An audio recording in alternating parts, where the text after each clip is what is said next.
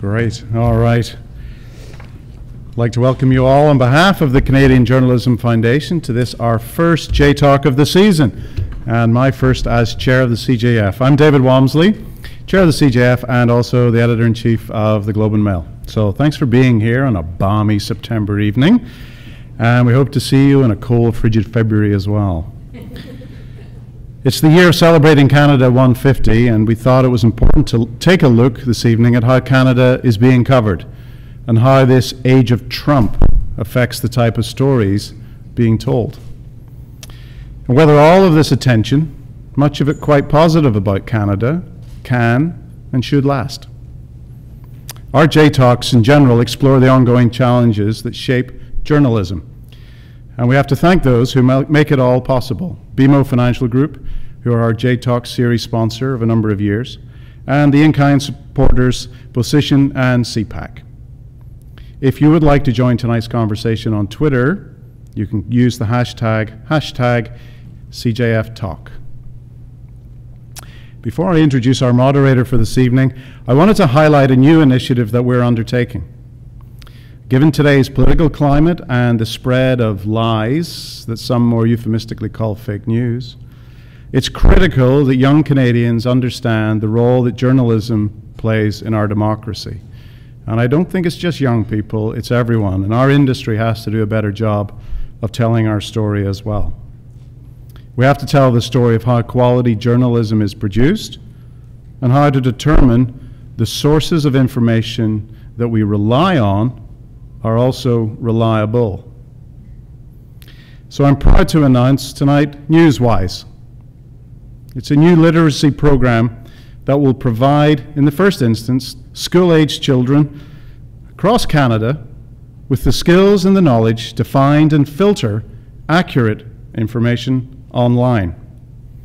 We've partnered with Civics, the organization behind Student Vote, which already has programs in 98% of Canadian school boards and a reach of 1.5 million students. The program will be a part of Student Vote, rolling out to coincide with the Ontario election next year and other upcoming local and provincial elections, culminating nationally with the 2019 federal election. This program is only possible because of a $500,000 grant from Google Canada. CJF's role will be to develop the curriculum in partnership with Civics and to engage our network of news leaders, journalists, and academics in supporting the delivery of the program. Now, back to tonight's discussion. I'd like to introduce you to our moderator, Alison Smith, host of CPAC's Foreign Affairs show, Perspective with Alison Smith. Prior to CPAC, Alison had a long-time career as an anchor and reporter with CBC News, a much respected colleague of mine when I was there, and has covered the story across the country and the globe, from Israel to South Africa, and of course the United States and Canada, to name but a few. Please join me in welcoming Alison. Thank you, David. Thank you. I'm really interested in tonight's conversation, partly because we spend a lot of time thinking about the stories we cover at home and how we tell our stories to the world. But just as important, I think, is to think a little bit about how the rest of the world looks at us and how that may change our perceptions and perhaps some of the questions that we ask. So I'm delighted to have this trio with me. Madelaine Drohan is an award-winning author and journalist who's covered business and politics in Canada, Europe, and in Africa. She has been the Canada correspondent for the Economist magazine since 2006. She's also the author of an award-winning book called Making a Killing: How and Why Corporations Used Armed Force to Do Business, as well as a policy report, which you might be interested in, called Does Serious Journalism Have a Future in Canada? Next to her is Jodi Rudoren. She's the editorial director of the New York Times Global, a company-wide initiative there to expand its coverage and grow the Times' international audience. She's also been the Times bureau chief in Jerusalem and Chicago and has held several senior editors' positions at the Times. And Stephen Rodrick is a contributing editor for Rolling Stone and a writer-at-large for Esquire. He also writes for the New York Times Magazine. You may recognize his byline from one of his recent pieces for Rolling Stone titled, "Justin Trudeau, Why Can't He Be Our President?" Or perhaps you really remember him for the piece in the New York Times Magazine, which was nominated for a National Magazine Award, entitled, "Here's What Happens When You Cast Lindsay Lohan in Your Movie."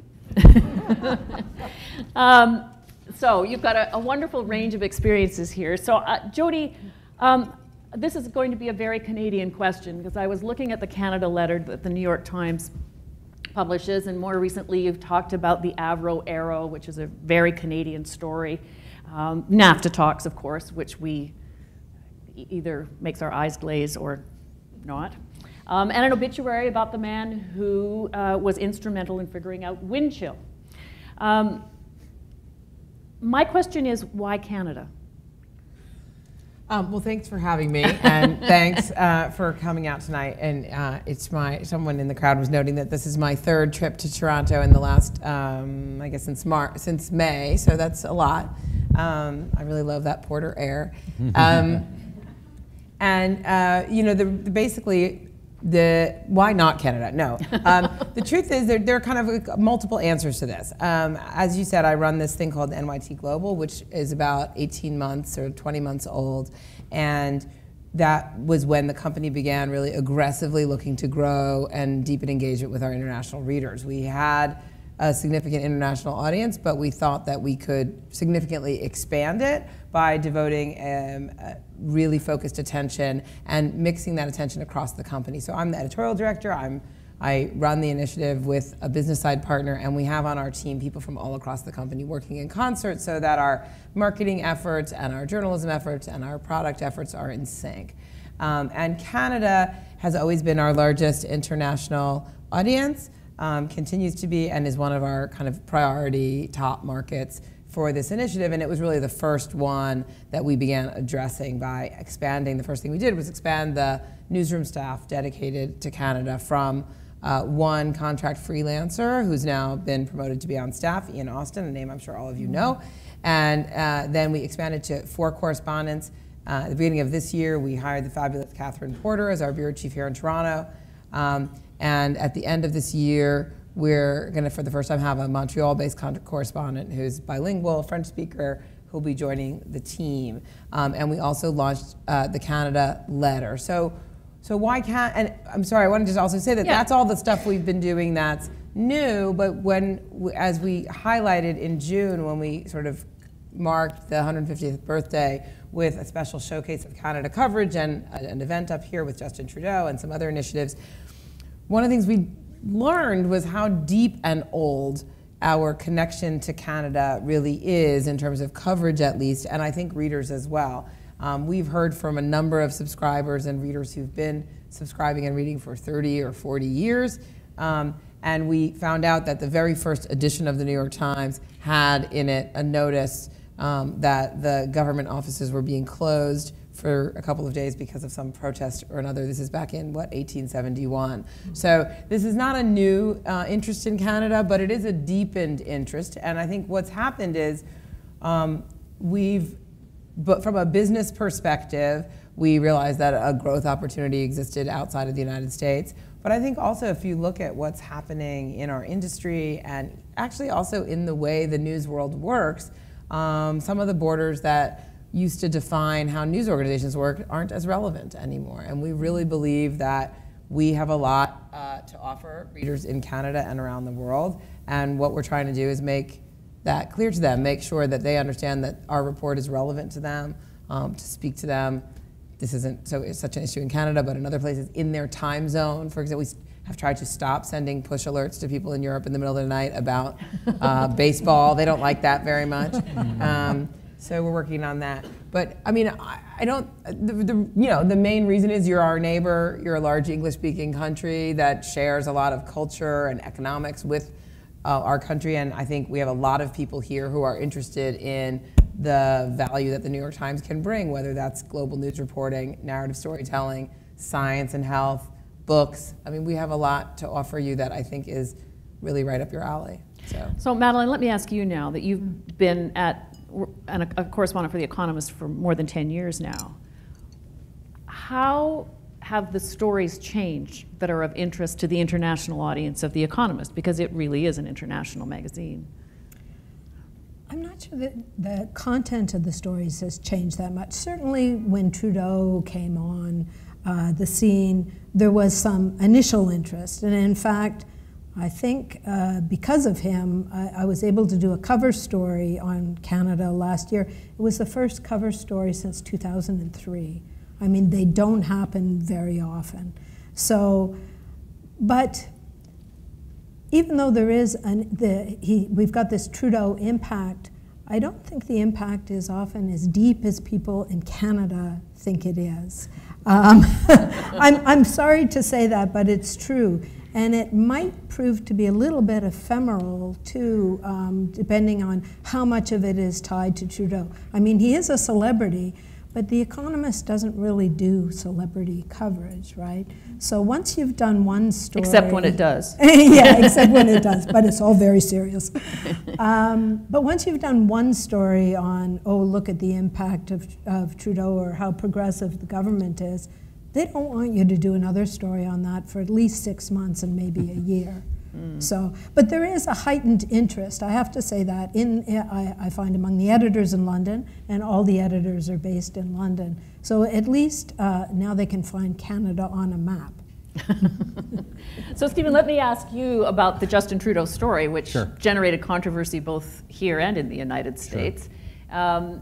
I want to know first whether this was your idea. Like, did you pitch the story, or did they come to you? No, we'd been talking about it for a while, and I think one of the reasons that we wanted to do it was that the contrast of two countries moving in opposite directions. That, you know, the Canadian government going from a kind of gloom and doom, the sky is falling style of government to, you know, whether you think he's glib and poses for too many selfies, at least somebody who you could imagine being in an airport welcoming refugees to the country, while the United States was, as everyone knows, going in a slightly different direction.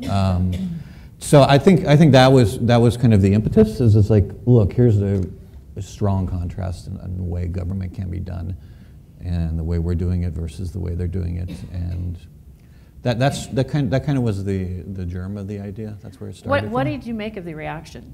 I mean, particularly in Canada, and obviously it becomes a bit of a political issue too. But well, I would say the thing that most surprised me about the reaction in Canada, and first of all, I made an early decision not to do any Canadian media, except for the drive time show in my mother-in-law's town of Montreal, because she urged me to do that. So I did do that. But I was a little, and this is American naivete on my part, I was a little surprised at the level of vitriol and the level of graphic criticism that I received from some people. would you like to be specific? No. Let's just say, when I say graphic, I mean it in the rudest sense. In the rudest sense, yes. Yeah. From Canadians. From Canadians, shocking. My wife is Canadian, so I found it, a little interesting that I just didn't. I did not. Didn't see. I thought Canada had a little more well-mannered than the United States. I mean, I expect that from my fellow Americans, but from. I want to talk about the Trudeau story and sort of the relative issues. Actually, I was listening to an Economist podcast today in preparation for this. And one of the speakers talked about how the policies of the Liberal Party, in fact, were suggesting that the policies weren't that much different than they were when Ignatieff was leading the Liberal Party here, but they've got Trudeau instead now, and so it's a different kind of story and a different kind of message. Does that, I mean, when you say The Economist doesn't want to sort of look at celebrity, the Rolling Stone does want to look at celebrity. I mean, on what level, I guess, does the story engage readers at The Economist? Well, this actually links into something that you just said, which is you have to think these foreign publications, and I'm saying that as a Canadian here, look at Canada through the prism of what is happening in their own country. Okay, so Trudeau becomes interesting because he's not Trump, because he's pursuing different policies there. In Britain, He's interesting because he's not anti-immigration. He's not anti-globalization. You have to remember they're being torn apart there by the whole Brexit debate. So he all of a sudden becomes more interesting because of that. And so yes, they will ask for a story that illustrates that. But if all of a sudden Trump leaves and there's a new progressive leader in the US, that's going to have an effect on how interested they are in hearing about Trudeau. And the same thing in Britain. If they solve all their problems, which is unlikely, then they won't be as interested in Canada because we're not illustrating, we're not different. That's why we're getting a lot of attention now, because we're different. When we're the same, and when we were the same before, we didn't get as much attention. Do you think that's fair with New York Times readers too? I mean, I don't disagree with anything that you said, although I do think that in covering, well, I guess I would add two things. One is that in covering politics and politicians, a particularly lively character is one of the things that distinguishes leaders among of people that are of interest. And you know, Justin Trudeau is a good story. The father-son thing is a good story. The shirtless selfies is a good story for 5 seconds. Yeah. And I don't disagree with everything you said about the contrast, but I think he's also just legitimately, compared to his predecessors and compared to some of his peers, a more interesting character as just plain character goes. Yeah. And I would just add one, sorry, just one more. Go ahead. One more and is simply just that. So the other way that, you know, we have 30 some bureaus around the world, and we reported from 150 countries last year, and we are very much interested in every place in the world. There are places we're interested in because of their relative importance in the world, and we probably write more about those places, and you can think about which ones they are and where Canada fits into that.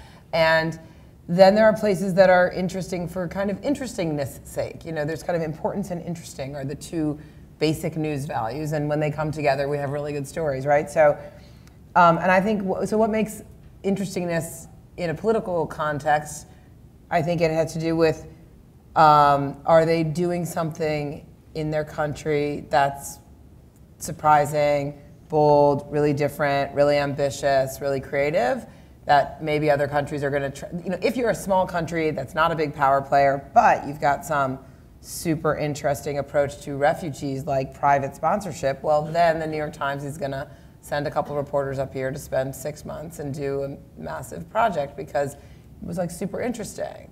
I can, you know, there are other examples. You know, I think there's a mix of importance and interestingness.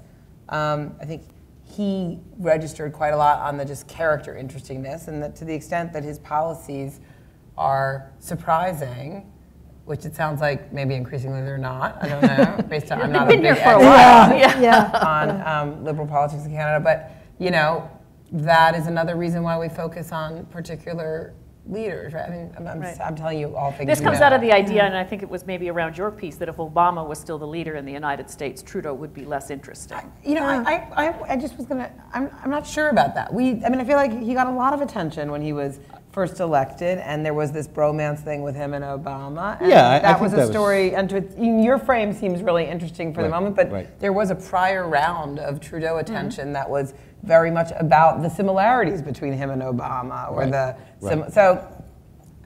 But I would also say, and I'll let you guys in on a little secret, is that my story was written for an American audience. It wasn't. You could tell from the hour in the headline, right? It wasn't written for Canadians. I'm glad that many Canadians read it, but the one thing I just wanted to point out is it gets back to certain people just have an interesting factor to them, is that I spent last December almost the entire month in Indiana looking into Mike Pence's record as Indiana governor, and you know, he had some pretty kind of shady things. I'll just leave it at that. But our readership, if you just want to go on basis of who reads stories, is that the Trudeau story was much better read than a story about a guy who is one heartbeat or one impeachment away from being president. And why do you think that is?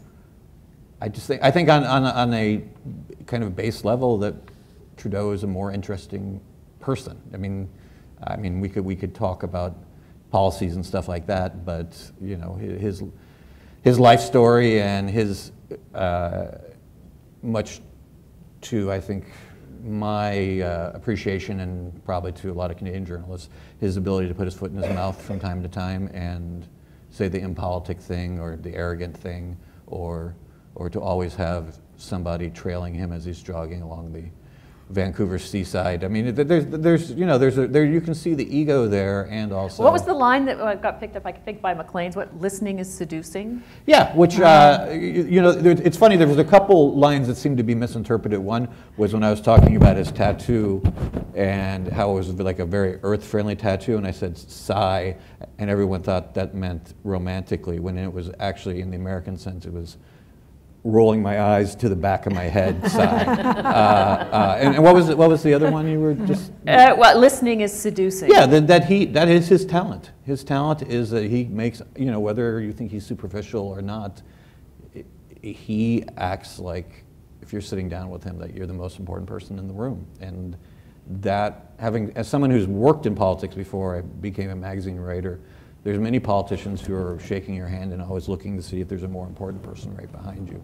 And, you know, I think that's something Bill Clinton had, and it's something that Trudeau has. I mean, he has many, many faults that we could spend 6 hours talking about, but that is a characteristic of his that I think is a positive. Mm-hmm.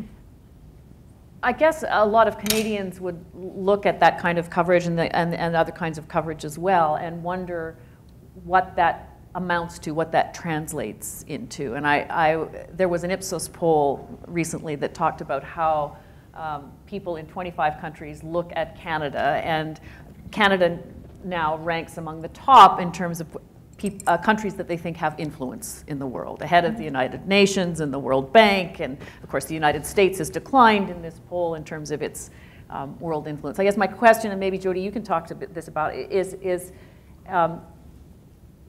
what you think that perception is rooted in, and if you see it in any of the other international coverage that the stories that you're covering, as you look at how Canada plays on the world stage. You want to jump in here? I can see. Well, I just want to add that I read one of Madeleine's articles today where it was about and I'm not going to remember all the details about the oil companies from less respected countries coming to Canada and establishing Canada as their home base because, you know, flags of convenience. Yeah, flags of convenience because that there is a positivity about Canada. So I always wonder with those polls if they're only showing the people that actually could identify Canada and had an opinion. Right. You know, I was curious about that. I find it's very humbling as a Canadian to cover Canada for a global readership, because the stories that are making an impact here, that can be in the headlines for weeks here, and I can't get an editor interested in them. This is a roundabout way of answering your questions, but I'll give you an example. The refugees, the asylum seekers from the States that were crossing the borders. I mean, that was a big story here, and the TV did it all. And look at all these people from the US coming to Canada, and everybody felt really proud that they were coming here. So I tried to pitch that story to my editor. And, you know, he sort of reduced me in a single minute by saying, okay, so what was the number? At that time, it was 7,000.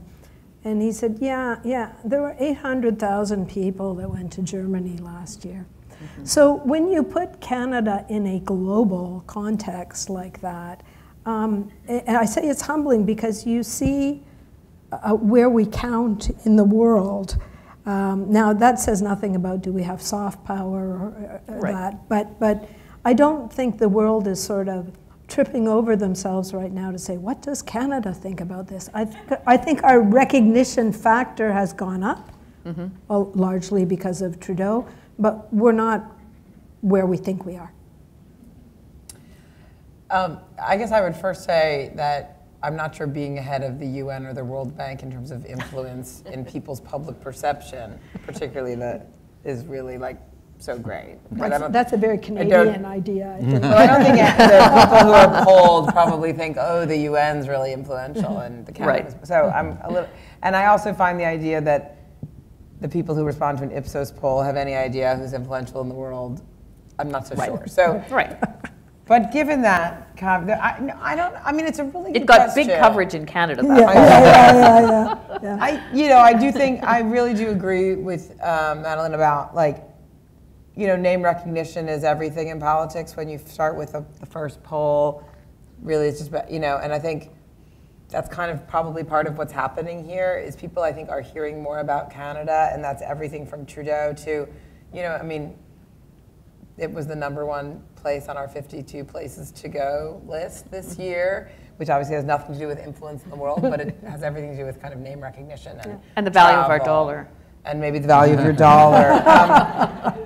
Directly on the influence question, I mean, I remember, that, I forget who it was who said it, although I bet Catherine remembers, but who called Trudeau the Trump whisperer at the G20 or whatever, right, or the G7 or G something. So that's that was a very specific kind of public recognition of influence, but I think that, I mean, I'm sure this is just going to sound like an obnoxious American thing to say, but, the proximity, I should just live up to our reputation. Yeah. Better you than me. Go for it. No, I mean, I think the proximity and relationship with the United States is an important way in which Canada has influence on the world. And I do think that various things have happened in the business world in Canada that I'm not, terribly expert on, that have also elevated Canada among people who sort of know in terms of economic influence, right? Mm-hmm. And I think Canada's cultivated a lot of that. So I don't know, I'd be really interested to see some kind of index about influence in the world that was done by economists and sort of diplomats and people who could somehow calculate actual influence. But it's a really interesting question. I don't. Yeah. And I mean, I was at an event yesterday with mayors, international mayors, and it was really interesting. They were just talking about how much mayors from different cities cooperate and collaborate because they're not in competition with each other, whereas world leaders kind of don't see each other that way. They don't really, they see each other more as, allies or enemies, but not really people who share best practices exactly. And I think, that would be another kind of way to look at influence, sort of who's leading climate change discussions among or adaptation. We did a full program last year on this whole idea of what's called paradiplomacy, the diplomacy that's carried on by governments at the subnational level. So whether that's state and provincial governments or mayors, as you speak about, the kind of relations they have across borders that can make a difference. And we actually felt very happy because that was the week that Trump stood up and said we're not going to be part of the Paris Climate Accord. And of course, mayors across the United States stood up and said, we're with Paris. I mean, how far they can carry that influence would be interesting to see, but it's often, and this is just my perception, when a lot of the coverage of sort of international affairs is driven out of Ottawa, Washington, New York, London, you don't get, the cross-border relationship between Washington State and BC, for example, in the same in the same way. Mm-hmm. Can I address your question about influence too? Because I think Canada does much better or has more influence in a multilateral world where that is increasingly disappearing. But when it was, and I'm thinking here, I covered the GATT talks from beginning to end. Yeah, I know. I won't go into the details and put everybody to sleep. But for that, Canada really did have some influence in certain areas because it was able to gather together a little group of countries, and it could be the leader of this little group, and together they could push for something. But in the world that we're getting into now, where multilateralism is a dirty word in some places, I'm not looking at you specifically, but Canada isn't up there with the big boys and will have a harder time exerting influence. What are I know you've been spending some time in the North. Yes, yeah. Which is a very different story than following the Prime Minister. And I'm curious to know what the story is, if you can tell us, because I'm interested in the kinds of stories that are of interest, whether it's to Rolling Stone or the New York Times Magazine or in the broader pages of your publications. Well, this was just, I went on a recent trip on a ship up through the Northwest Passage for a couple weeks through August and early September, and got to visit some of the Inuit communities up there and some of the Franklin expedition sites, which I'm still, as I was having dinner with some friends last night, still fascinated by why the Canadians have adapted Franklin, who sort of didn't know what the heck he was doing as one of their own, and being very excited about finding his ships and stuff like that. But it's interesting. It made me think, and I wouldn't presume to suggest what the answers are, but it made me think about the story I did on Trudeau, because I think that, and maybe the backlash has started here at home in a way that it won't start internationally, but you think of how out front he was on the Paris climate change, and how little, and I think I had like a paragraph or two in my story, just how much Canada is addicted and dependent on petroleum itself. So the fact that he was able to kind of walk this line and still be seen as a credible speaker on that I found interesting. But also just, so the week that I was covering him was the Canada 150 week, and I was in Ottawa for the celebration, and I was just struck,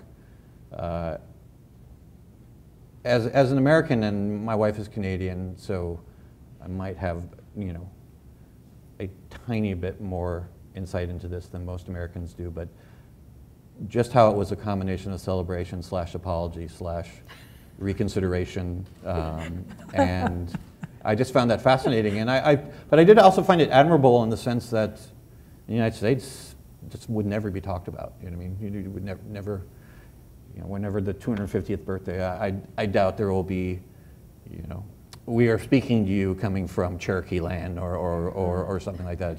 It just will never happen. So, but I'll be interested to see, how the Prime Minister handles some of these more entrenched issues, and whether or not, people in America will be interested. Once the shine is off. You see, the water boiling issues at the reserves in small towns and stuff like that, and I try to include some of that in my story, and my editor's like, no one cares about that. I mean, they just want to know what socks he's wearing. Yeah. A little deeper than that, but Can I make a comment about this, about the type of stories? And for 10 years, I was in London for the Globe and Mail, and so then I've been 10 years the Economist correspondent here. And I find it's interesting sometimes in the choice of stories that it sometimes plays to the editor's biases or the stereotype about the country. For example, when I was in London, I knew that if I could just get either Princess Diana or Margaret Thatcher into the top paragraph of my story, it would be on the front page, right? And here, and I try to avoid it, but if I have a really good bear story, I can almost always get them. There are these latent stereotypes that after the shine of Trudeau is gone, they resurface in a way, Wheat, bears, and the bears, fishery. Mounties. The only story that I've had a letter from the editor, a personal note from the editor recently on, was a story I wrote about iceberg wranglers in Newfoundland. Again, it plays to the land of ice and snow and that. So There is a bit of that that goes on when the choices are being made about what stories to run. I must admit, I had no idea that there were iceberg wranglers. It's fascinating. I'll tell you later. Jodi, you've been a foreign correspondent as well, and so you've reported from other parts of the world back to the United States. As an editor now, and I realize you're a global editor, I'm curious to know if your perception or understanding of Canada has changed now that you've probably been paying more attention to it. Definitely, for sure. I think I just want to kind of edit what you just said a little bit. Yeah, sure. Occupational hazard, right? I think that for many decades, the New York Times has sent foreign correspondents overseas to basically write letters home to America about what they found there that they thought Americans would be interested in. And we don't have foreign correspondents anymore. We call them international correspondents. And we don't ask them to write about things that are interesting to the United States. We ask them to write about things that are of global interest.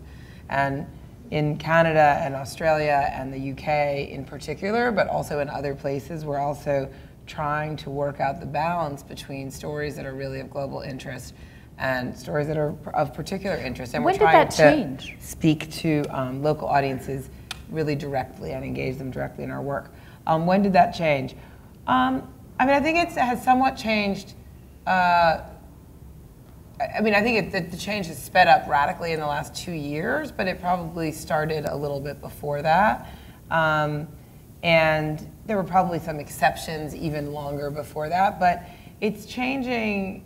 I mean, and I hope you all get that it hasn't really fully changed, but it's changed in terms of what we're trying to do, and we have changed the nomenclature, at least from the top.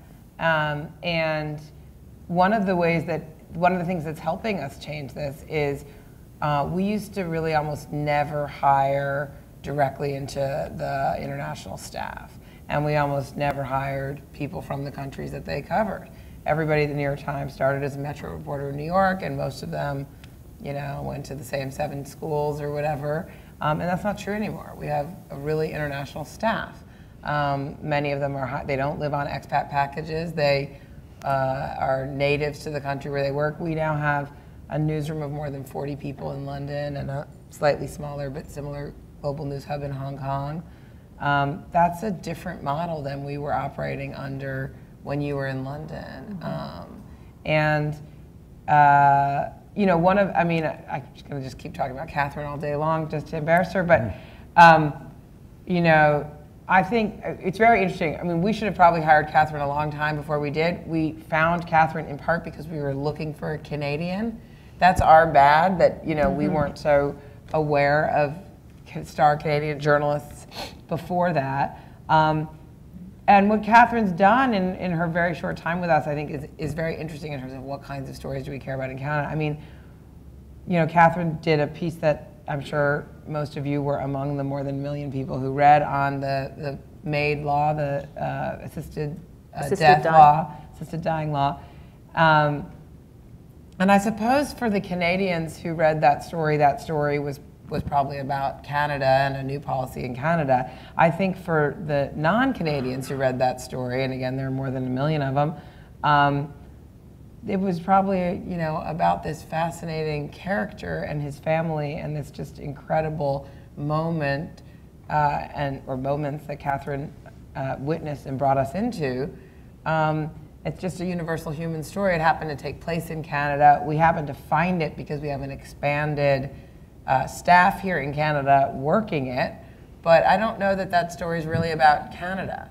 And I'm not sure, I do think there's plenty of super interesting issues here. I think that it's interesting that the Rolling Stone folks weren't so interested in the Indigenous angles. I feel like there's quite a lot of Indigenous stories that we're really mining well and quite interested in and finding good traction. I think also some broader immigration and assimilation and ethnic diversity issues happening. There was a great school story we did a few months ago on that, college recruiting overseas. I think the ways in which ethnic identity and Canadian identity are interplaying is super interesting and relevant to Americans, relevant to French issues playing out really across Europe. those are just a couple that are coming to mind. Certainly the Chinese influence in business and politics and culture here in Canada is something that's happening in a lot of places that we're interested in, and that I think has global resonance. So, but I also, and I mean, yeah, I think the climate change story, the story that Catherine again just recently did up in Churchill about a community sort of cut off partly because of climate change was really relatable around the world. So some of it, I guess some of those things are specifically Canadian, some of them could play out anywhere, and we're happy to tell those stories in Canada because we have a big audience here, because we have a big team now here, because it's close to us, because it's easier to report here in English. I mean, there's a lot of reasons, but I think, I'm not sure how, it's not all like Canada interesting. No. You know, some of it's more happenstance than that. Do you think that kind of coverage, whether it's Canada specific or not, I was going to say, you're being exposed to all these stories now, and I can't read perceptions into your audience necessarily, but how has it changed your perceptions about the country, if at all? I mean, I'm sorry, you asked me that question before, and I just filibustered it right away. So, I mean, I feel like I'm probably, this is a little bit embarrassing, but I probably just didn't spend much time thinking about Canada before. I'm spending more time thinking about Canada. The last time I was up here, or maybe 2 times ago, whatever, I think my growing perception is that in terms, I'm thinking mostly about Canada in terms of how Canadians might relate to the New York Times. Of course. And my feeling, I spent about 5 years as the bureau chief, our bureau chief in the Midwest, and I was based in Chicago, but I traveled, I covered 11 states and traveled around quite a bit. And my feeling is that the way that Canada's a lot like the Midwest of the United States in terms of actually its relationship to the New York Times and probably to New York. So, and I think there's a lot in common with places I loved in the Midwest. I've spent now, I've had a few quick trips to Toronto, which is, you know, a much bigger and more cosmopolitan city than I had understood, but that's only because I'm a dope and wasn't paying attention. I mean, it's pretty obvious, size and restaurants and anything. But every time, I was sitting with Catherine at lunch today. I'm just gonna really just make this the Catherine show. We were in what neighborhood? Yorkville? Is that where we were? Which is not where Catherine normally hangs out, but I made her go there because we had a meeting before. Anyway, and it was some interesting people watching on the sidewalk there, and I found myself about to say, that person doesn't look like they're from Canada, that person doesn't look like they're from Canada or Toronto, it looks more like a New Yorker or something. And then I thought, no, that's, you know, that's your bias and misperception of what Toronto is. But I don't think I'm an expert on Canadian, so I don't want to hold myself to that as.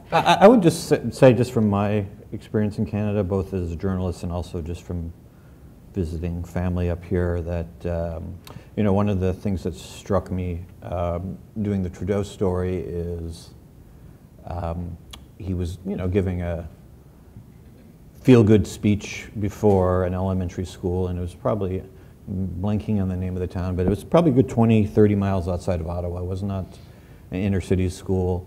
And I think the elementary school, and it looked, you know, like a new suburban town that, you know, was probably prairie or just farmland 20 or 30 years ago, and there's a lot of new townhouses and new schools.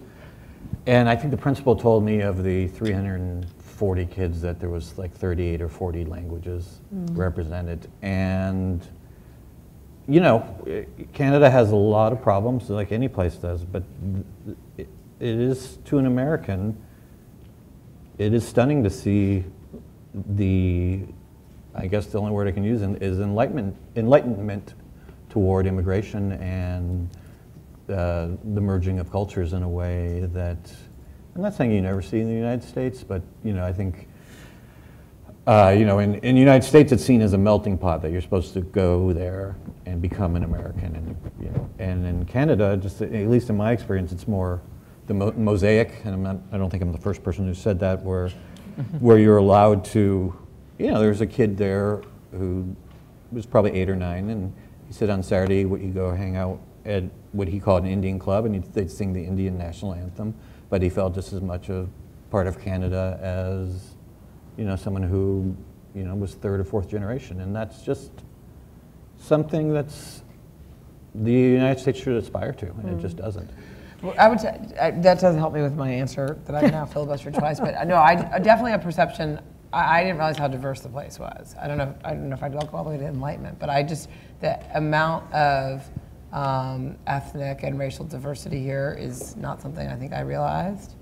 I think, and I haven't traveled up north very much, although we have been writing quite a bit about the provinces and stuff, but I guess I feel like the people I'm talking to, and again, these are mostly New York Times readers, the level of integration with the United States, I don't know that I had a perception of it before, but I'm getting a deeper understanding of all of the various ways. I went on this weird visit the last time I was here to this aviation company, and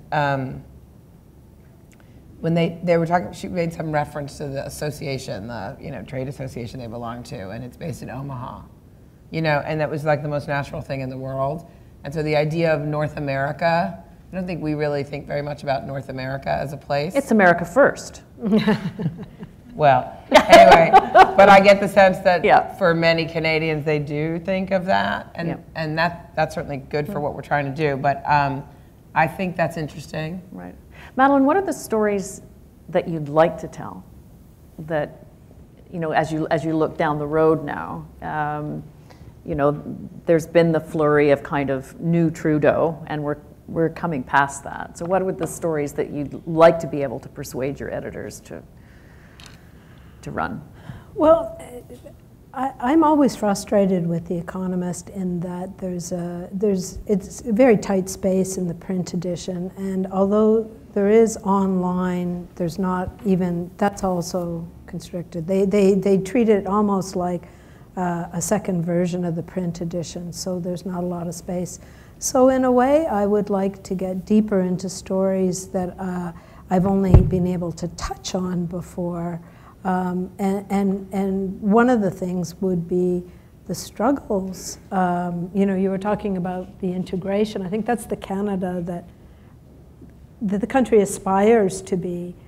But as we're taking in more and more immigrants, as we're taking in more and more different cultures, how is Canada actually planning to manage that? Because I don't think there is a plan. So I would like to follow something like that. The other one, I should probably shouldn't be talking about what I'm going to be pitching to them, but when oil goes, and it seems like we're at a bit of a turning point here now, how's Canada going to make money? What is it that's going to drive the economy if it's not resource? Yeah.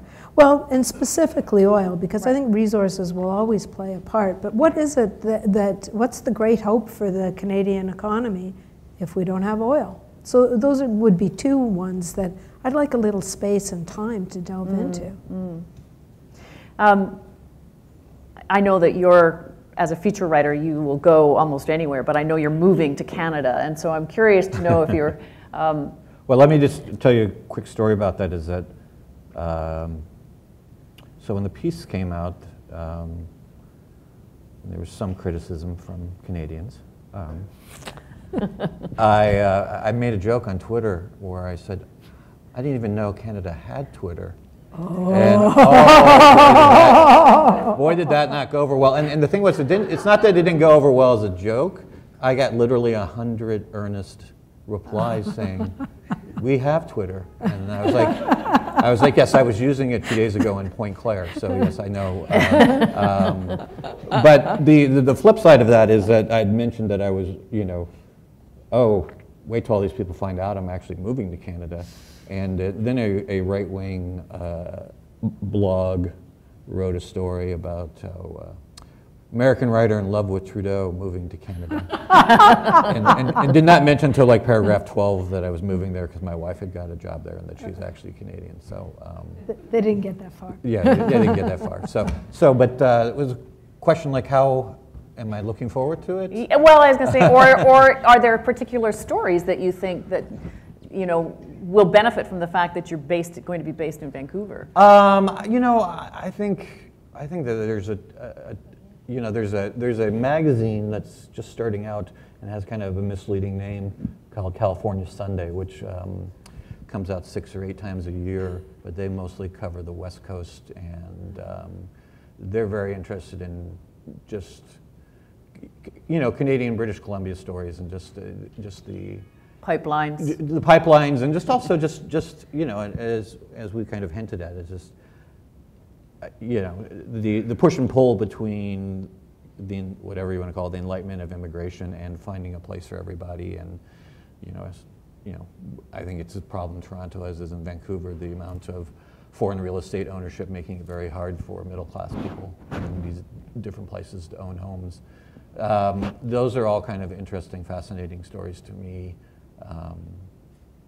Whether they'll be fascinated to my American magazine editors, we'll have to see. Well, it's interesting. So there were a couple of things that I came across when I was sort of reading in preparation for this. One was actually an opinion piece in the New York Times from Sachi Kool, who said that there's an illusion that Canada is intrinsically better. And then she pointed to the attack in the mosque in Quebec, racism, sort of the treatment of Indigenous people. And she says it's not as safe in this country for Muslims as we imagine. And she says it's naive to think that somehow the bitter populism, as she calls it, of Donald Trump doesn't exist here. And I mean, as Canadians, I think we're aware of those sort of elements and threads in the stories that we tell. But I'm just wondering if that idea would even sort of pop up and be persuasive to an editor looking at us from outside the country. Well, just speaking about The Economist has a very long memory about things. So if one week we tell everyone how great Canada is, and actually the stories are never that unbalanced, there's always negative things. Well, they don't really want you to do a complete reversal and say the week after that, actually things aren't so good. So you've got to sort of lead up to that gently. Because they really do, I mean, one of the reasons that Economist writers don't get bylines is that they see it as the considered view of the editors in London, you know? So you can't really deviate too far from that considered view. I once wrote a piece that was sort of vaguely anti-free trade, and my editor said to me, "You do remember that we were founded in 1843 to protest the Corn Laws." No? And no, I didn't remember that, but exactly. Oh, so this is a bit different. So what I'm saying is, you know, you could sort of gradually bring that in, and if things really have changed, but you can't just sort of go back and forth on a whim. No. Okay. I think, well, I don't know. I don't really think of individual stories or even really storylines as sort of positive or negative in that way. So, and I think stories are really complex, and what one person's positive is another person's negative. So, I would be concerned if our coverage kind of over time felt like it was adding up to, oh, the great enlightened Canada or something. I feel like that would be a presumption of who's reading us, and a kind of biased presumption. On the specific issue of populism, I feel like I'm sort of forgetting some of the specifics here, but Amanda Taub and Max Fisher, who write our Interpreter column, spent some time up here in June, and they wrote a piece very specifically about sort of why the populist movements we're seeing in America and Europe were not at least taking shape in the same way here. So we were quite interested in looking at that question. And I think separate from that, this is the part I really don't remember, but I do remember we had a conversation early in the year and talked about, it was like January or so, oh, I've been up here 4 times since January. I forgot about that little meeting we had. Anyway, when we were really, it was, you know, around Trump's inauguration, and obviously Brexit had happened, And we were brainstorming storylines, and we did talk about, there had been a few little things in the press about some populist movements and some sort of white nationalist movements here. We kind of talked about developing that as a storyline and developing interest, and I think it didn't add up to a whole lot. I mean, I think we did a couple of smaller stories earlier in the spring, and I think so far our general sense is that that's, you know, not, we don't want to over focus on a small thing because it's happening also in Europe, but we were certainly quite interested in, here's a place with a system quite similar to these other places, with some of the same rural urban issues, some of the same ethnic issues. Are the dynamics playing out the same way? I think that's a question of deep interest. Yeah. Mm-hmm. Can I just pick up on something that I wanted to say before when you were talking about hiring local staff? Because that's what I would be, is, you know, in the Economist terms, a Canadian reporting on Canada. And there are pluses and minuses to that, because yes, I do have a much deeper knowledge of Canada than anyone they could send over from London. But at the same time, you tend to miss things that make Canada stand out. And the longer that you are in place, the easier it is to miss them because you take them for granted, whereas someone coming in from outside immediately spots what's interesting and different about Canada. Yeah, so, I mean, I totally agree with you. I really think you need a mix. And when I was the bureau chief in Jerusalem, my partner and second was an Israeli, a British-Israeli citizen, and who, it's interesting how much of that issue is about nativity versus longevity on a beat. I think both are valuable and problematic at the same time. You know, I definitely believe, I come from the fresh eyes school of journalism and believe that switching people around and bringing new people onto beat is a really important thing. But the level of expertise, particularly on complicated stories, that somebody gets both by being a native speaker of the language, by living and, I mean, you know, my partner Isabel had a you know, she had sons going into the army. That is a different perspective on the conflict than an American who's going home in a couple years has. And I really thought the marriage of those things was good for our coverage.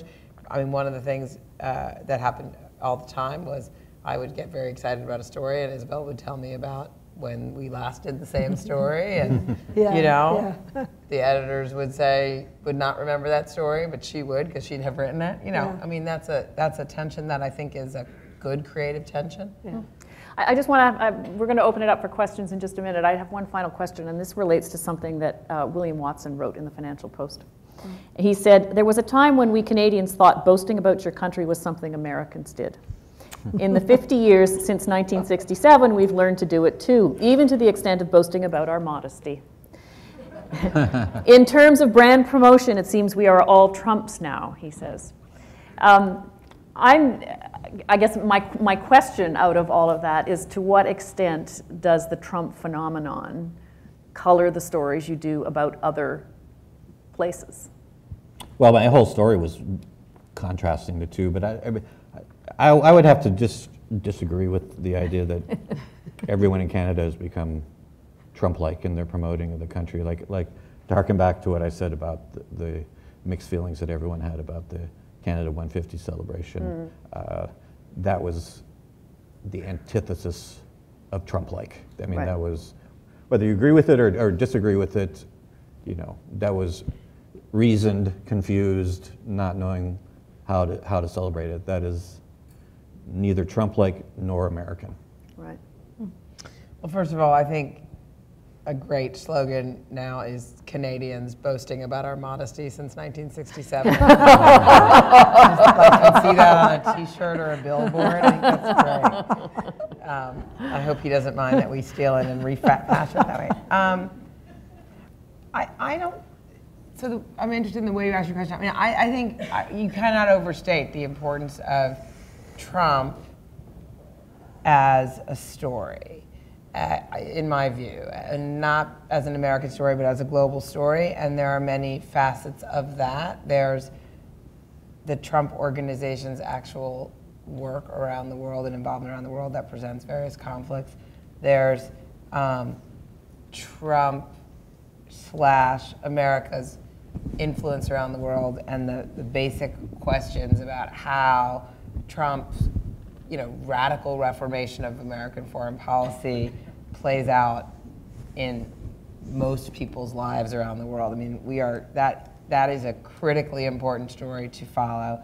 And there is also deep fascination around the globe and right here in Toronto and Canada in the Trump story in Washington, what is going on in the Trump administration. I mean, I talked earlier about this sort of cocktail of content that we think Canadians will respond to and what will deepen engagement and help grow audience here.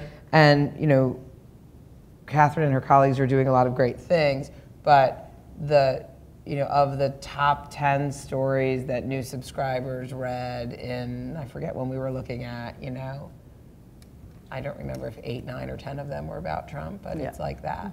So I think on all three of those levels, I definitely don't think that you should be like, well, the bears up in some part of the north that I'm not going to mistake and put the wrong bear place.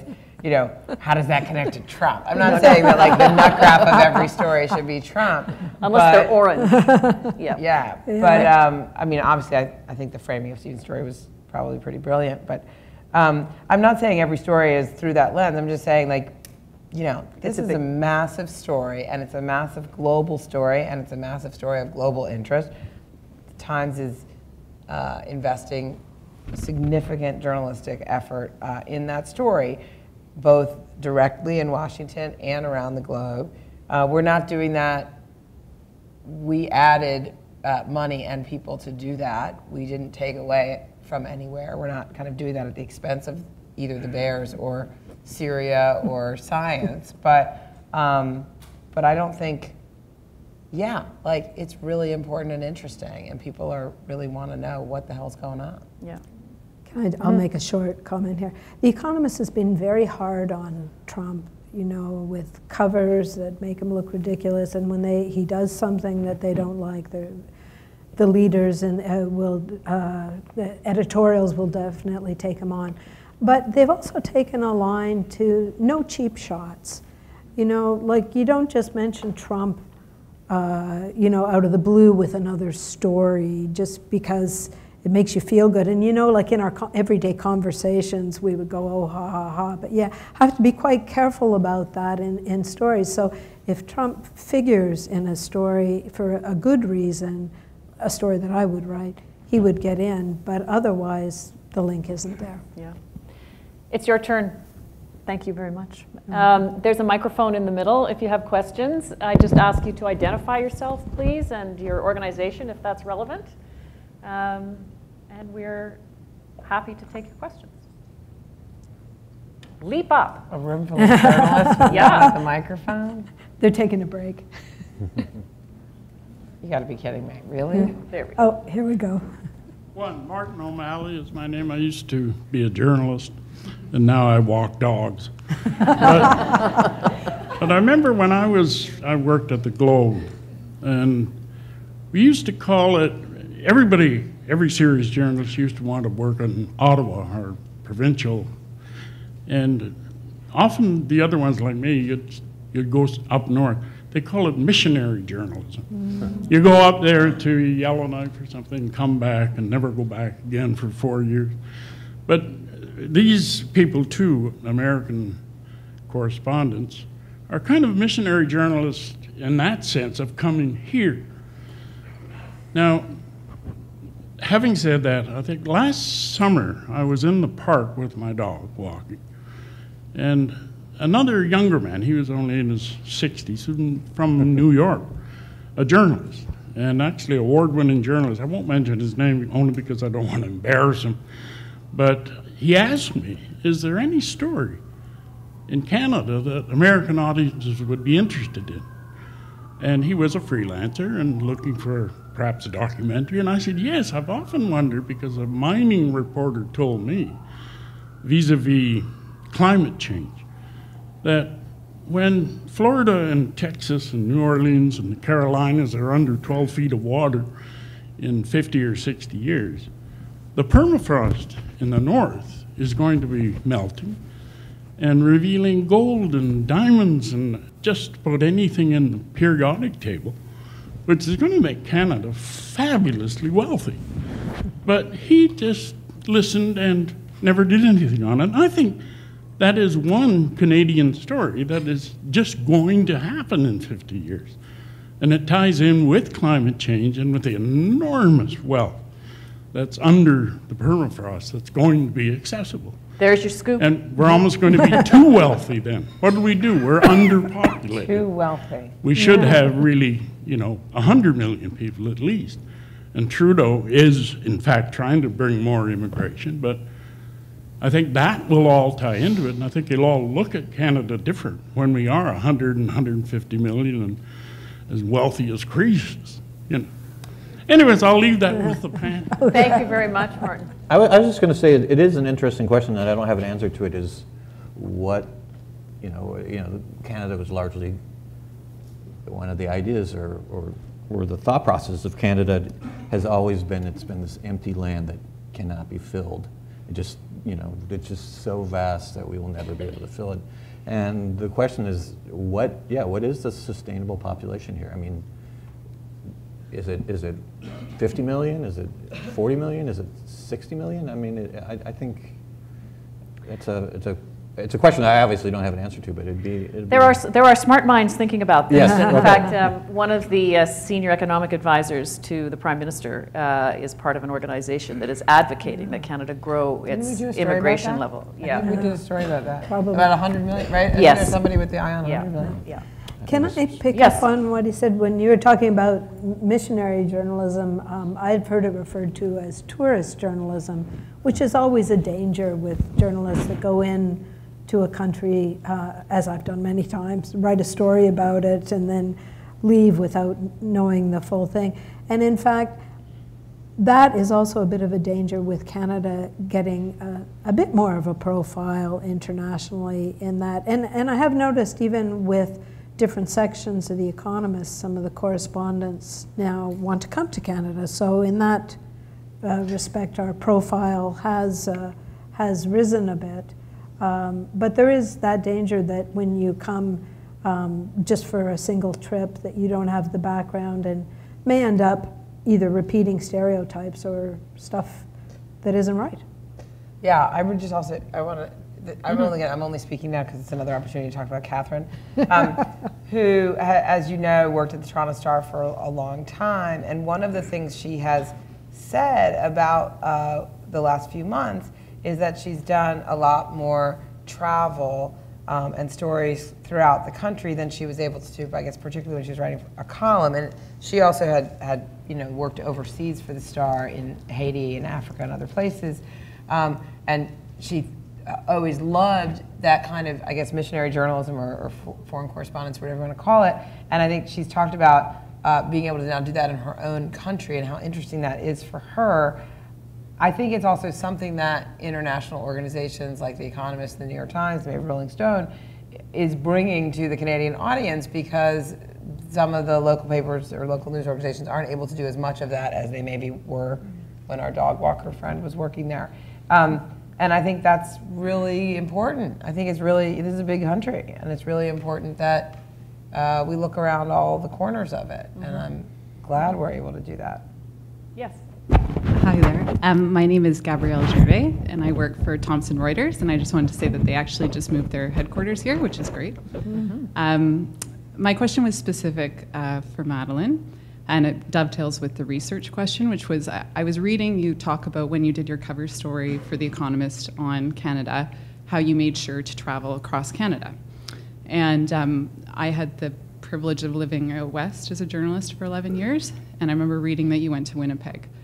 So my question was for you, but also for everyone. What are you doing to ensure that Canada is being covered in a way that is sensitive to all the provinces? Because in Canada, I think we look at it through a Toronto-centric lens, and I think that that is misleading a lot of our coverage. Even though our population is here, I think that so much more could be done to ensure that it's not tourist journalism. So Madelaine, if you could talk about your research, how you put the story together, and if all of you could comment to how you're ensuring that the Toronto-centric lens is not influencing the journalism. Thanks. Yeah, that's a very good question, and it's a really difficult thing to do. Fortunately, I don't have a Toronto-centric lens because I have an Ottawa-centric lens instead, which is only slightly better in that because we're exposed to Parliament and the MPs and people coming in from across the country. But it's hard because there are budget constraints with traveling to different parts of the country. Economist is very good with its money. And so you have to make an effort. One of the things that I try to do when I'm researching stories, and they don't often necessarily show up in the story, but is if I'm going to be canvassing experts, I try to pick them from across the country. It's a small way of doing it, but the views are so different. And then traveling as much as I can, aside from the iceberg wranglers in Newfoundland, I've been in Montreal, in Windsor, in Winnipeg, as you were talking about, and I guess Vancouver last year. I haven't been to Calgary recently, but I'm sensitive to that issue that the viewpoint expressed by people in Toronto may have absolutely nothing to do with what people in Calgary think of the same issue. And all you have to do is think about attitudes towards the oil industry to realize, and you have to reflect both if you're trying to do justice to what is a Canadian story. I'm sure that every journalist has experienced this, but I mentioned to you earlier, I grew up in a small town in the Okanagan Valley in British Columbia, and if I was actually going to do an interview that was sort of outside of downtown Toronto, I was never from Toronto. I was always from Osoyoos in the Okanagan Valley, because people would somehow relate differently to someone who they didn't think was Toronto born and bred, that there was an easier conversation to have. Yeah. I think all the people I know in Montreal think it's a Montreal-centric country. Yeah.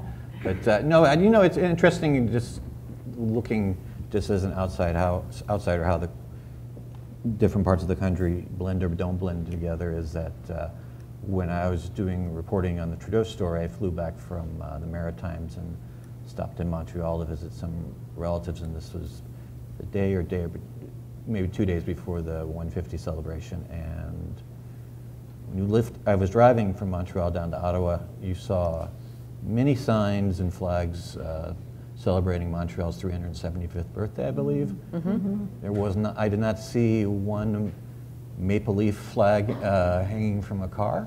And then once you hit the Ontario border and you get to the Ottawa suburbs, you could just see the huge difference in terms of how they approached what, from the outside is seen as a monumental event.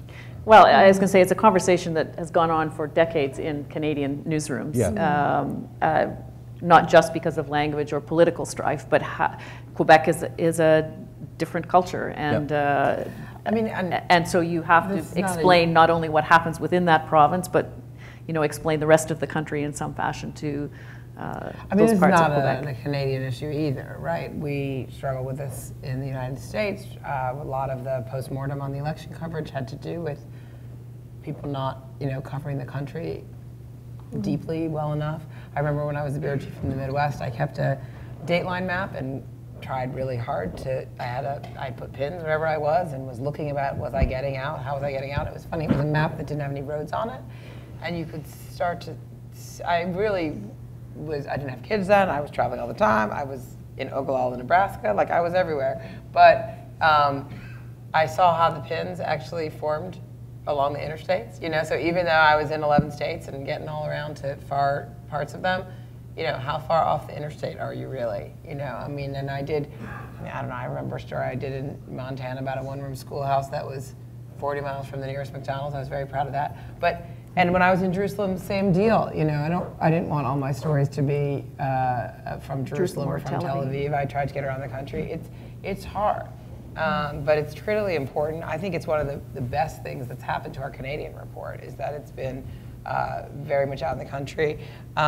We did a thing early on, I think last year on the Canadian Thanksgiving, where we did these regional recipes from the different provinces, I guess, and did a big interactive about how Thanksgiving food was regionalized. I thought that was a very conscious, kind of purposeful way of doing it. But I think the main way is just through this kind of tapestry of mix of stories. I think the good news is most reporters really want to do that. Yes, that's true. You know, they really want to go to Churchill or wherever. Yeah. Sorry. Go ahead. Thank you. Brenda Dalglish, former journalist, print journalist. Just a two-parter, if I could. I'm interested in how you perceive the role of the new President Trump in the States affecting a new interest in Canada in your publications. And then a second part after that. Everyone's looking at me. Well, clearly influenced the... Well, I mean, that was the reason why we did the story. I mean, we may have done a different kind of Trudeau story, but I don't think we would have written at length, comparing and contrasting them as much if Hillary Clinton had been president. Does it reflect a greater interest in at the Rolling Stone in Canada, do you think? Say that again? Does it reflect a greater interest, ongoing interest in Canada as a result? Personally, yes. I'm not sure. I can't speak for the management, so, which may be changing any day now. So. Yeah, that's right. Yeah. I don't think our interest in Canada really has anything to do with Trump, personally. Interesting. Do you disagree with that? No? What about you, Madelaine? I think the interest in Canada relates to Trump. No, I don't actually. I don't. Relates to Trudeau, but not to Trump. If anything, Trump sort of sucks all the oxygen out of the room most of the time, you know, so it's... Or another way to think about that is I think of all the things that we're thinking about Trump and all the ways that Trump is redefining our news agenda, I think heightened interest in Canada would be like really low on the list. Which is like, I mean, we're interested, I mean, we do have heightened interest in Canada for other reasons, but I just, they don't really come together for It's not a compare and contrast. I didn't mean to. No. Yeah. No, that's okay. Yeah. That's okay. Good. Well, so then the second part is, what do you perceive? There's been discussion of the New York Times I've read about, but of Trump helping readership and revenue. And I'm wondering about the other publications and whether you think it will be, whether the interest in readers or in your audience in knowing more about news in general, leaving aside Canada, whether you think that's just a temporary blip or whether it has some ongoing impact. Well, I'm not privy to the circulation figures in that, but so I'm making a guess here, but I would think that yes, the global audience really does want to get the goods on Trump and what's motivating him, so whatever they can read that will inform them a little bit more about him, then they would go for that. And I'm sorry, what was the second part of the question? How long will it last? Just whether you think there'll be an ongoing impact from this short-term blip in interest. Yeah, I don't know. I don't know. I'm sorry. What do you think? I think the gentleman who introduced the Global Mail editor who talked about David the fake news initiative. I mean, I think what, you know, we've seen a significant growth both in audience and in revenue and subscriptions since really the middle of 2016, and it's been sustained now for a pretty long time. And I think one of the ways that it's interesting and that I find really inspiring and that I think may spell out a little longevity to it is the way in which kind of interest in Trump and concern about fake news and value for high quality journalism, both in terms of sort of Trump scoops or analysis and in terms of authority and reliability, have kind of become one thing. And so I think and that feels not temporary to me.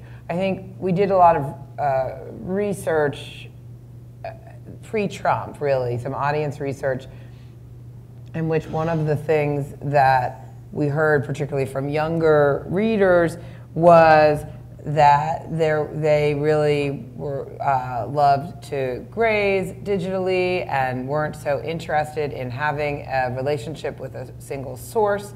They were also not that interested in what is one of our great value propositions, which is our kind of authority and reliability and breadth. They wanted to make their own decisions about what was reliable. And although we haven't like repeated the exact, that was kind of, you know, the children of this digital age in which you could look up a topic, see all these different takes on it, make your own kind of judgments about what was valuable, and then on your next topic, do another search. Different perhaps from how many of you consume the news, made a lot of sense in a way and was a real challenge to the package that we had been promoting and our kind of filtering and our authority and our institutional voice. I think that the needle has moved really significantly on that in the last 2 years.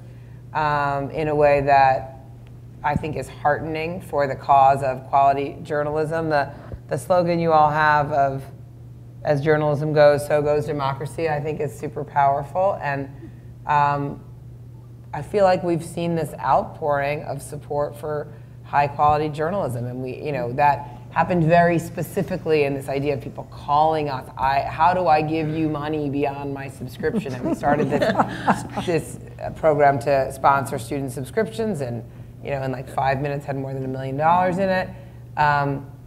It's encouraging, and I think, I mean, some piece of that is going to go away, either when Donald Trump goes away or before then. But I think I'm hopeful that there's a lasting impact on this quality thing, which is, you know, may have emerged with kind of Russian meddling in our election, but is also a follow-on to the way digital publishing has changed our industry, but also the way people consume information. And I feel like, I hope that we all capitalize on that concern and that outpouring to kind of prove our essentialness again, and that will, I hope, outlast Trump. You want to comment? I'd say I'm a little less optimistic. I think when Trump goes and the country returns to some level of normalcy, the people whose houses I go over and they're in Washington, D.C. or New York, and they are watching MSNBC at 3 o'clock in the afternoon on a Tuesday, that once they feel that the mortal threat to the country is past, it'll drop down to, you know, there's significant people who were interested in news and hard news and long form before that, and I'm sure there will be some residual impact, but I think you'll see a steep drop off after Trump.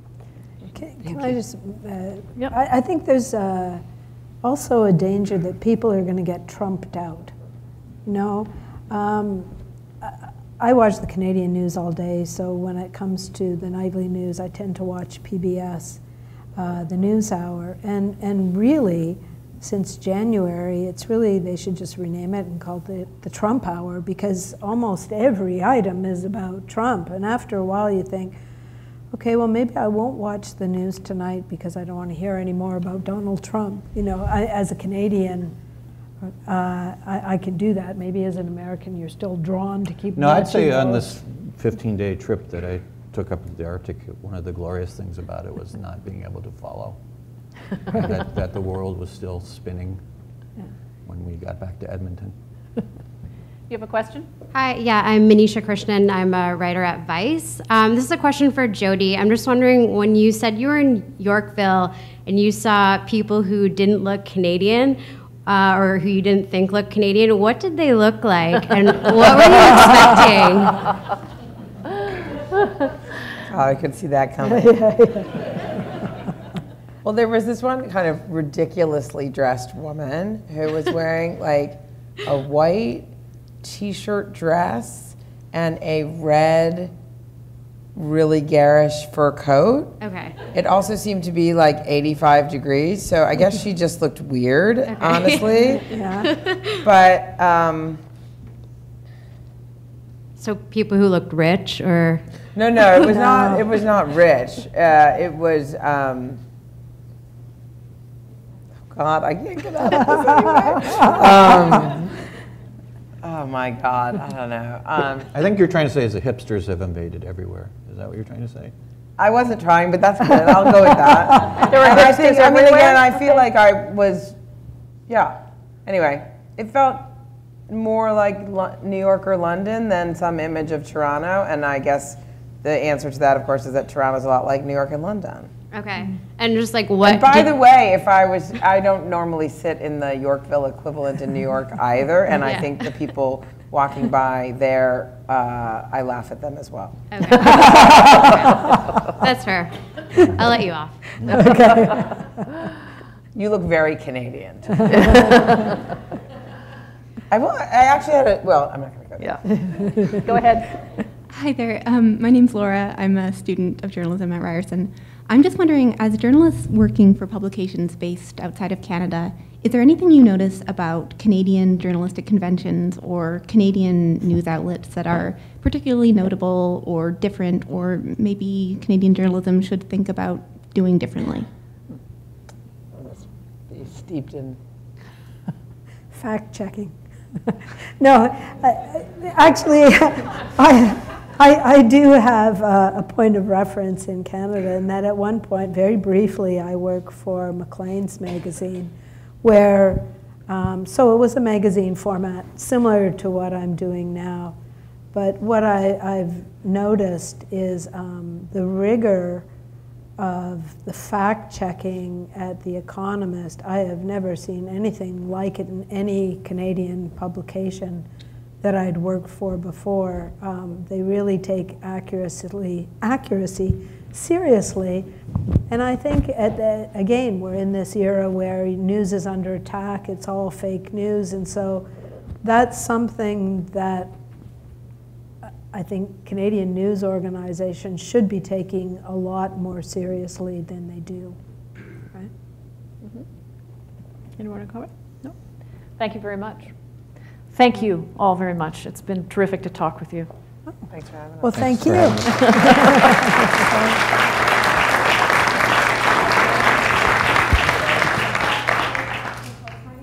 Turvey. I'm Executive Director of the Canadian Journalism Foundation. And on behalf of the CJF, I want to thank our stellar panel for joining us in Toronto and for sharing their thoughts on why Canada is, for now, journalism's latest cool assignment. And I also want to thank Alison Smith for leading tonight's talk. Alison brings insightful journalism to all her work, but she also brings her signature warmth to everything she does. So I want to thank her for making this a thoughtful and compelling discussion. Please join me in a round of applause for our speakers. Oh, thank you very much.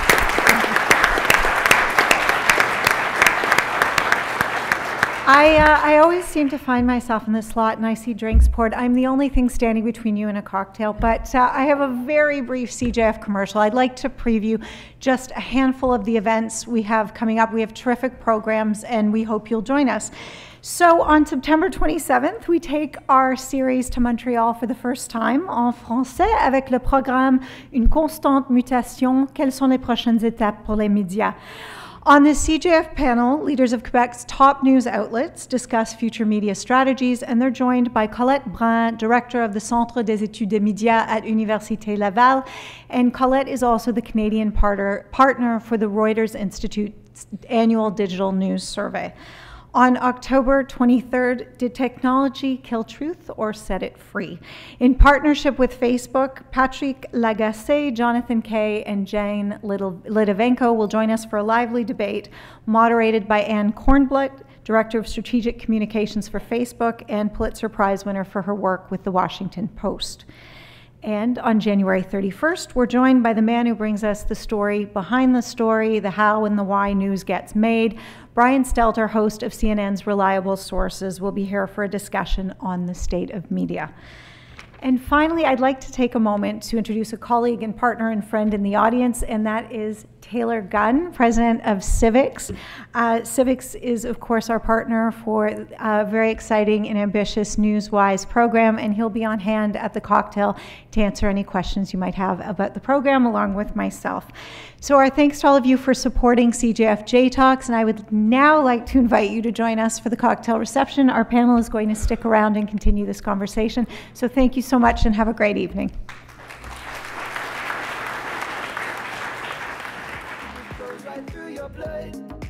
Tell each other secrets and remember how to love.